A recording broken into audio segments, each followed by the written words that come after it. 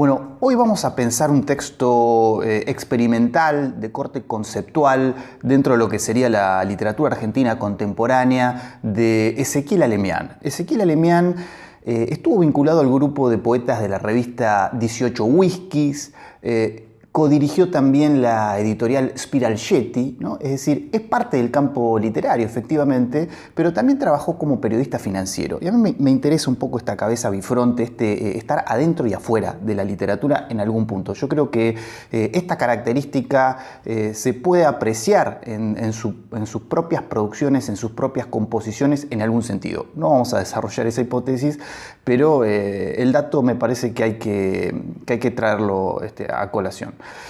Hace obras disímiles, ¿no? Un poco también de la mano de este eclecticismo en su propia forma de ver las cosas, de construir un objeto, ¿no?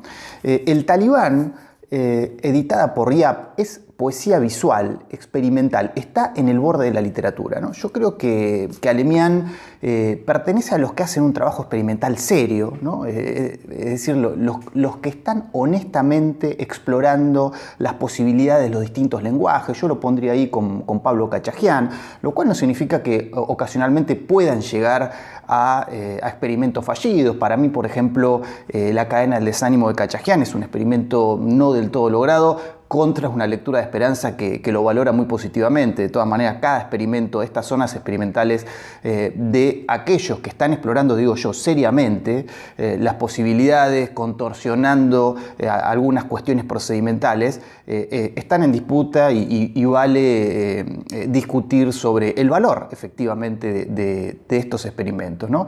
Digo, entonces, Alemián estaría de este lado de las cosas, según mi punto de vista, de los que hacen un trabajo serio, experimental, contra aquellos que buscan confundir a partir de un gesto confuso. Mucho de esto último hay dentro del arte contemporáneo.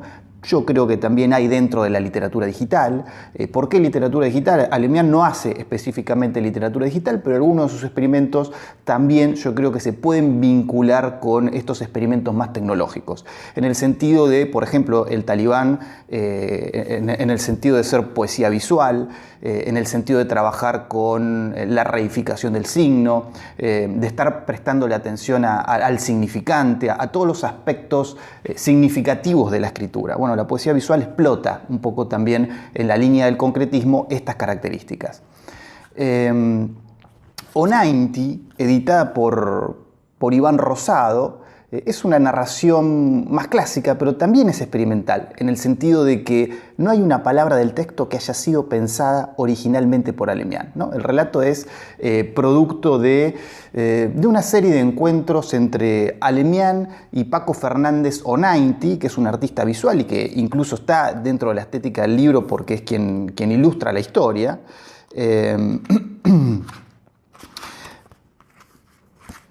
¿No?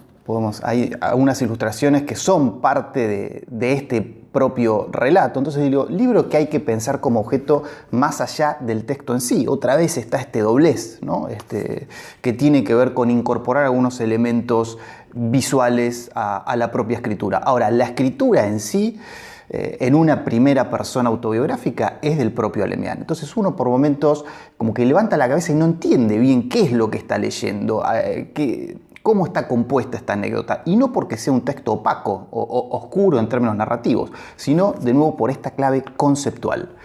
Intentaré ser breve, ¿no? Es literatura ya en un sentido más estricto, tiene un tono confesional, podríamos pensarlo a partir del enunciado de Barthes, ¿no? La sombra espesa del yo. A mí es el que menos me interesó, pero no sé si es un dato demasiado relevante este último, ¿no? Una introducción es un libro de cuentos, quizá hay en un sentido más tradicional. A mí me gustaron mucho, en un tono bastante desafectado. Yo de todas maneras lo leí hace bastante, pero bueno, mi recuerdo es ese, que tiene un tono bastante desafectado. Lo podríamos pensar a este libro en el montaje que nosotros proponemos en el programa, donde yo ubicaba ahí El regreso, en el sentido de una literatura que está compuesta o que ejerce la presión de una pura superficie contra la densidad de textos más profundos, ¿no? Tenemos ahí a Bartleby, de Melville, la literatura moderna, la alta literatura de los grandes temas, ¿no? Podríamos leer de este libro, de una introducción, Padres e hijos. A mí me pareció un texto súper fino, ¿no? De una delicadeza asombrosa. Es un texto realmente precioso. Para pensar también esto de que hace literatura experimental, pero efectivamente hay una competencia de escritura en Alemián que casi valida la posibilidad de una falla en aquellos otros experimentos, ¿no? Es decir, le damos el margen para que ocasionalmente falle porque, desde mi punto de vista, es un gran escritor. Y después tenemos, bueno, El regreso, que es lo que vamos a tratar de leer en esta clase, ¿no? Que es una larga descripción, ¿no? En principio parecería que es lo único que hay, ¿no? Que señala la vuelta desde capital a provincia, desde Constitución hasta Ezeiza, y ahí tenemos el recorrido, ¿no? del tren Roca, que atraviesa la parte sur del área metropolitana de Buenos Aires. Tenemos Avellaneda, Lavallol, El Jagüel, finalmente Ezeiza y las estaciones intermedias, ¿no?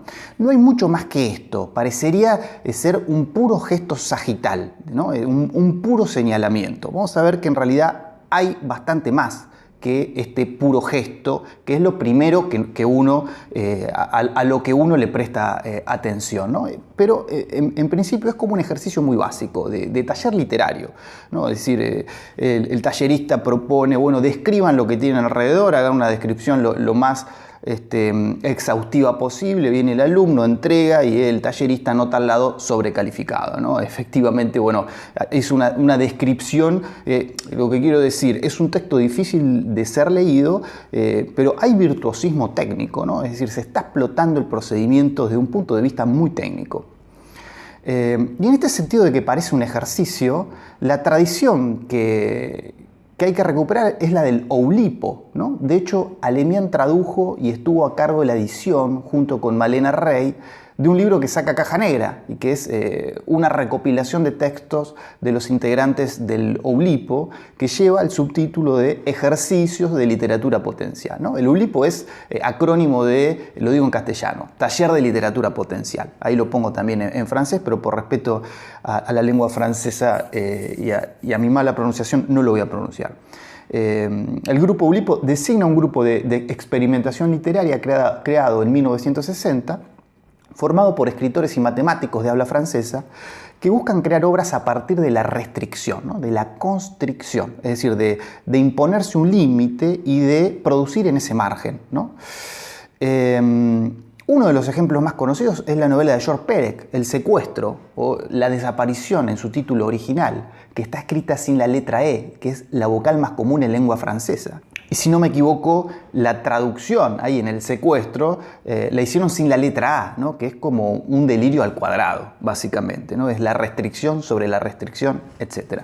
Dice Marcel Benabou, dice, ¿qué es un autor oulipiano? Es una rata que construye ella misma el laberinto del cual se propone salir. ¿Un laberinto de qué? De palabras, sonidos, frases, párrafos, capítulos, bibliotecas, prosa, poesía y todo eso.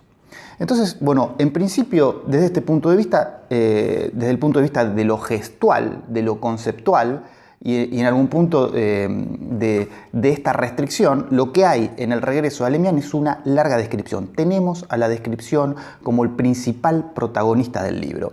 Graciela Esperanza, en una reseña que escribe para Telam, vincula el gesto de Alemián, este gesto, yo decía, mostrativo, de puro señalamiento, con una obra de Edward Ruscha, ¿no? de la década del 60, que es un largo papel doblado que contiene las imágenes de cada edificio del Sunset Strip de Los Ángeles, ¿no? Que es una calle comercial, al menos en la década del 60, de las más importantes de Los Ángeles.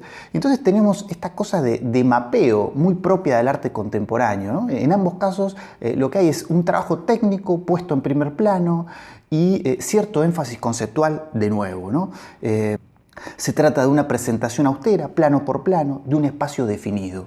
Ahora, vamos a ver que en el texto de Alemián hay algo más que esta presentación fría o aparentemente objetiva, y yo decía que por ahí va a pasar la principal clave de nuestra lectura, ¿no? Tratando de ver qué hay en ese margen que excede este gesto inicial mostrativo. Este gesto conceptual que Esperanza señala en la obra de Rocha y al igual que todo el desarrollo del grupo Oulipo, tiene un peso especial durante la década del 60, década que se proyecta dentro de lo que podríamos pensar abarcativamente como el arte contemporáneo hasta la actualidad, ¿no?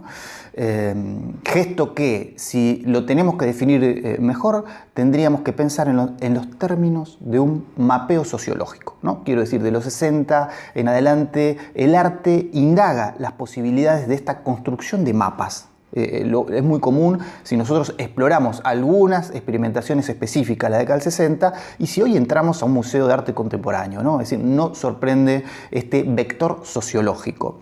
Fíjense lo que dice Al Foster en El retorno de lo real, y me interesa el título de Foster porque en la segunda parte, cuando empecemos a analizar el texto de Alemián, me interesa pensar la clave realista del experimento, no solo la clave realista, sino cierta indagación teórica sobre las posibilidades del realismo, que a mí me parece podemos relevar en el texto de Alemián. Pero fíjense lo que dice Al Foster. Dice, el mapeado en el arte ha tendido hacia lo sociológico y lo antropológico hasta el punto de que un mapeado etnográfico de una institución o una comunidad es una forma específica del arte específico para un sitio de hoy en día. El mapeado sociológico está implícito en cierto arte conceptual, a veces de un modo paródico, desde el lacónico registro de las 26 gasolineras de Racha, otra vez, el mismo artista que nombraba Esperanza, ¿no? De 1963, hasta el quijotesco proyecto de Douglas Hubler de fotografiar a todos los seres humanos, pieza variable 70. Un ejemplo importante aquí es Hogares para América de Dan Graham, un informe publicado en un número de la revista Art de 1966-1967 sobre las repeticiones modulares en un movimiento de urbanización de zonas que rearticula las estructuras minimalistas como objetos encontrados en un suburbio tecnocrático, ¿no? Interesante que Foster repone esta clave sociológica de mapeo y nos presenta más corpus visual. Sigue la cita, dice, el mapeado sociológico es más explícito en gran parte de la crítica institucional, especialmente en la obra de Hans Haacke, desde las encuestas y perfiles de los visitantes de galerías y museos y las exposiciones de magnates terratenientes de Nueva York, hasta las investigaciones de los acuerdos entre museos, corporaciones y gobiernos, pasando por los linajes de los coleccionistas de obras maestras, ¿no? Entonces digo, es interesante porque otra vez, a la manera de esa tradición que recuperamos con el Oulipo, estamos en la década del 60, a partir de lo que tiene que ver más con arte visual, en este plan de experimentación de un mapeo. Y me parece que algunas de estas obras que nombra Al Foster sirven para empezar a pensar no solo la tradición que tenemos que mirar para entender el texto de Alemián, sino para leer directamente este experimento de Ezequiel Alemián. Vamos a hacer un pequeñísimo repaso por estas obras. Fíjense, 26 gasolineras de Racha. Bueno, el libro básicamente ofrece eso, ¿no? Son 26 fotografías de estaciones de servicio con una leyenda que indica en cada caso la marca y la ubicación. Lo mismo que en el regreso de Alemián hay cierto énfasis topográfico en esta idea de mapa porque las estaciones de servicio proponen un recorrido que es significativo para el autor, que va desde Los Ángeles, donde vivió Racha, hasta Oklahoma, donde creció y donde todavía vive su madre en el momento en que él hace esta obra, hasta un pueblito de Texas que funciona como el comienzo del viaje de regreso. Pieza variable 70 de Douglas Hubler, bueno, es este proyecto delirante de dejar constancia de cada ser humano En 1969, Uhler dice esta cita que es muy conocida dentro del ambiente artístico. Dice: el mundo está lleno de objetos más o menos interesantes, no quiero agregar ninguno más. Prefiero simplemente enunciar la existencia de las cosas en términos de tiempo y lugar, ¿no? Otra vez, la vocación de construir un archivo de lo que ya existe. Hogares para América, de Dan Graham. Bueno, se trata de esta serie de fotografías de viviendas de los suburbios americanos, construcciones corrientes que se vuelven objeto artístico a partir de la mirada de Graham. Entonces digo, tenemos ahí el punto de vista como primordial, que puede servir para pensar el texto de Alemián. Graham encuentra cierta belleza en la serialidad, ¿no? La de las casas, pero también la de su propio trabajo. Vamos a ver qué cosas que estamos relevando como características de manera somera nos pueden servir para pensar el experimento de Alemián. Después de Hans Hack, yo recorto un par de obras porque bueno, él trabaja a partir de series, ¿no? Hace una serie de encuestas que van del 69 al 73. Encuestas entre el público asistente a distintas exposiciones celebradas en Alemania y Estados Unidos. Ahí se les solicita a los visitantes datos que incluían desde su lugar de nacimiento y residencia a su postura ante un hecho político determinado, algunas veces enunciado de manera muy tramposa.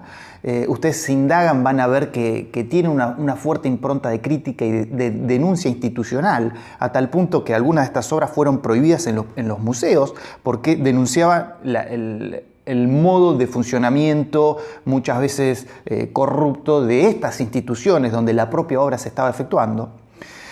Los datos se procesaban en una computadora a fin de obtener el perfil estadístico de los visitantes de la muestra. Tenemos este vector tecnológico también. En 1971 tenemos Yapolsky y compañía, Sociedades Inmobiliarias de Manhattan, un sistema social de tiempo real al 1 de mayo de 1971, así se llama la obra, ¿no? Donde denunciaba el sistema de pauperización planificada de barrios urbanos propio de la especulación inmobiliaria, pero siempre a partir de este registro frío de datos que en la operación de Hack se convierten en información, ¿no? Datos que a partir de esta operación estética se convierten en información. El trabajo está compuesto por documentos, fotografías meticulosas que dejan en evidencia las transacciones cuestionables del negocio inmobiliario de este personaje Harry Yapolsky entre 1951 y 1971. Entonces, siempre y en todos los casos lo que tenemos es una voluntad sociológica. Yo decía, vamos a ver si le cabe este adjetivo al experimento de Alemián, lo pensamos, pero sobre todo conceptual, ¿no? Es arte conceptual. Entonces, digo, estos experimentos que son visuales, y me interesa el dato de la visualidad de estos experimentos, yo le decía, Alemián produjo poesía visual, tenemos ahí el ejemplo del Talibán que yo les mostraba, pero también hay otros, el tratado sobre el método de Paul Feyerabend, por ejemplo, ¿no? Que está hecho a bases de subrayados de este manual de epistemología. Y algún otro también hay de poesía visual. Bueno, codirigió la editorial Spiral Jetty. Spiral Jetty es una editorial dedicada a la poesía visual. Y que entonces decía, experimentos que son visuales, los que acabamos de ver a partir de aquel dato que nos da Esperanza y de aquel dato que nos da Al Foster, y que sean como momento inaugural en la década del 60, y también me interesa el dato de la década del 60, que yo les decía se proyecta como una sombra hasta la actualidad dentro de lo que es el arte contemporáneo. Y experimentos que pueden servir para armar una serie que nos permita entender el gesto experimental de Alemián de una manera más fundamentada, y sobre todo lo que hay que entender es que esta faceta que a veces nos resulta difícil de ser leída se inscribe dentro de una tradición que ya lleva más de 60 años, ¿no? Si tomamos el límite de la década del 60, pero que lleva más de un siglo si nos remontamos hasta las vanguardias históricas. Entonces, quiero decir, este experimento se inscribe en una tradición que es sumamente significativa. Entonces, no leerlo en el aire, sino en esta clave de un arte conceptual que ya no debería escandalizar a nadie, ¿no? Es decir, lo podemos pensar y podemos discriminar y podemos pensar en términos de valor un experimento u otro. Como yo le decía más arriba, discutiría con Esperanza Dios no lo permita, pero por ejemplo, yo sobre la validez en términos de valor del experimento de Khachagjian sobre la cadena del desánimo, contra otros experimentos de Khachagjian que a mí me parece que sí son buenos o llegaron a un fin que tenía que ver con lo que él estaba indagando, con lo que él estaba buscando, ¿no? Así que bueno, hacemos un corte acá. Esto fue una primera presentación como para entrar al texto teniendo un pantallazo sobre al menos la serie que yo recorté para pensar este experimento de literatura contemporánea. En el video que sigue entramos de lleno en el propio texto.